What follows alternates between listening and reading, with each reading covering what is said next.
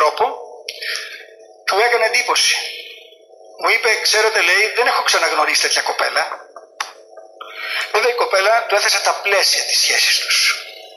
Όπως ακριβώς αυτά τα ορίζει η Εκκλησία. Του είπε, εγώ στη ζωή μου έχω κάποιες αρχές.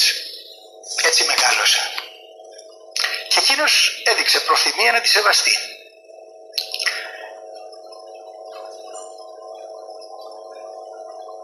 Κάποια στιγμή λοιπόν που ήρθε να μιλήσουμε, του είπα, άκουσα να σου πω κάτι.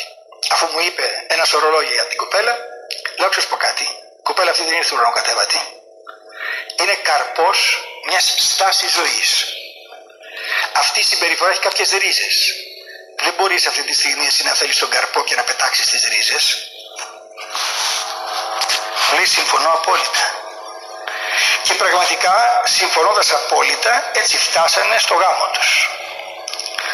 Όταν ήρθε η ώρα να τους